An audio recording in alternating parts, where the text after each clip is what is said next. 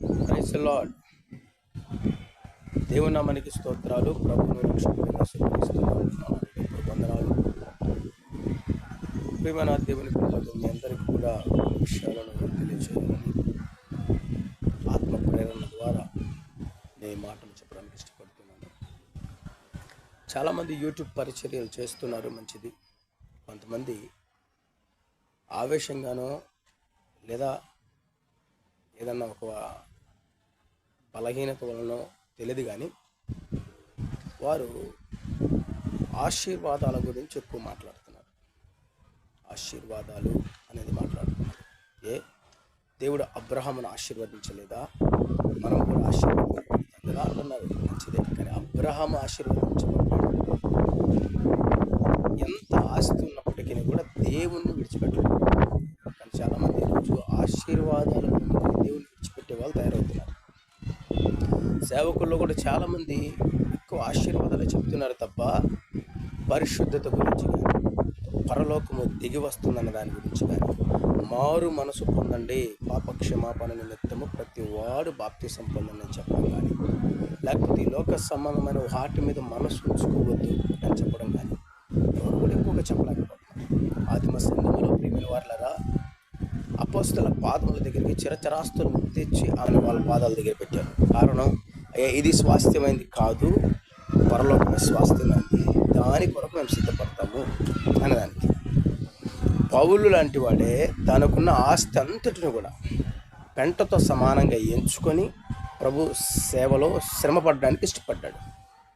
ఇక పాత నిబంధన గ్రంథంలో అయితే మోషే లాంటి వాడు కూడా సుఖభోగములు అనుభవించుట కంటే దేవుని ప్రజలతో శ్రమ అనుభవించుట మేలు అని ప్రభు కొరకు కష్టపడడానికి ఇష్టపడి ముందుకు వచ్చాడు.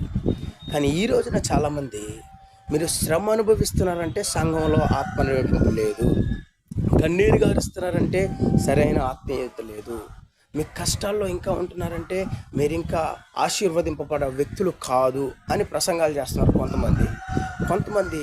మనము ఫాలో అవ్వాల్సింది ఆశీర్వాదాలనే, మనం ఫాలో అవ్వాల్సింది దీవెనలనే, మనము దేవుల్లో చూడాల్సింది ఆయన ఇచ్చే బ్లెస్సింగ్స్ ద్వారానే మనము బలపరచబడగలము అంటున్నారు.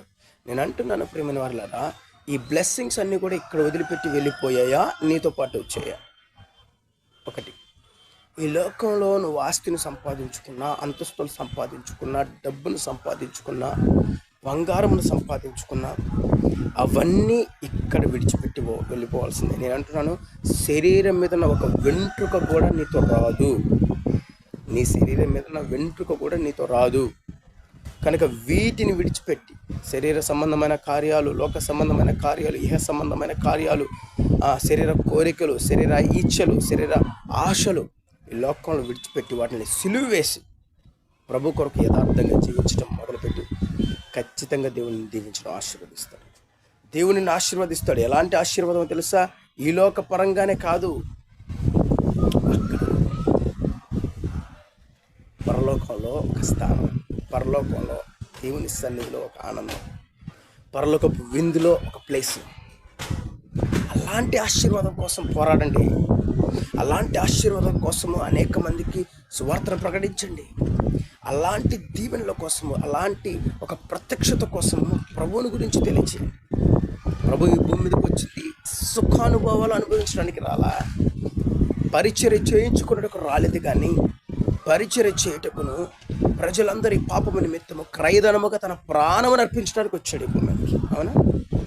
మరి ఒక ప్రాణమును ఉచితంగా నీ కొరకు పెడితే ఆ ప్రాణంలో ఉన్నటువంటి ఆ పరిశుద్ధమైన రక్తము నీ మీద పడి, నీ పాపములో నీవు కడగబడి, నీవు పరిశుద్ధంగా తీర్చబడితే ఈ లోక సంబంధమైన వాటి కొరకు పరిగెడుతున్నావు ఎందుకు? ఇంకా అసలు విడిచిపెట్టిందే అవి కదా, విడిచిపెట్టిందే అలాంటివి కదా. ఒప్పుకున్నావు కదా దేవుని దగ్గర, అయ్యా ఈ లోకంలో నాకు ఏది వద్దయ్యా, నేను నీ కొరకే బ్రతుకుతాను ప్రభువా, నీ కొరకే జీవిస్తాను ప్రభువా అని ఒప్పుకున్నావు కదా.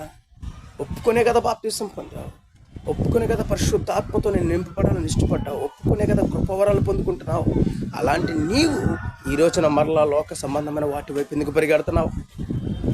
ఈ లోకములో ఉన్న వాటిని చూసి ఎందుకు ఆనందిస్తున్నావు? అంటే కొంతమంది కోట్లు వేసుకున్నారు, సూట్లు వేసుకున్నారు, కార్లలో వస్తున్నారనే, అవన్నీ ఈ లోక సంబంధమైనవే.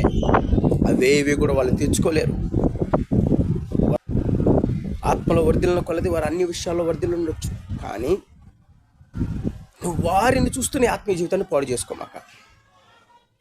దేవుని కొరకు బ్రతుకు. దేవుని కొరకు హింసింపబడడానికి, కష్టపడడానికి, శ్రమపడడానికి ఇష్టపడు. ప్రభు చిత్తమునకు నెరవేర్చుటకు ప్రభు కొరకు పాటుపడు. అనేక మందిని దేవుని కొరకు సంపాదించు. ఓ మంచి దైవజనుడు ఉన్నాడు, పేరు ఏసన్న గారు, మీకు తెలుసు. హోసన్న మినిస్టర్ ఏసన్న గారు. ఆయన ఒక మాట అంటాడు వాక్యంలో, నేను నా కొరకు మనుషులను సంపాదించుకోవట్లా, దేవుని కొరకు మనుషులు సంపాదిస్తున్నాను.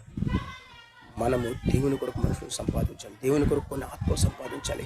నీ ఆస్తి ఏంటో తెలుసా? ఇదిగో నువ్వు సమకూర్చుకోవాల్సింది పరలోకంలో. నీ ఆస్తి ఆత్మీయ బిడ్డలే.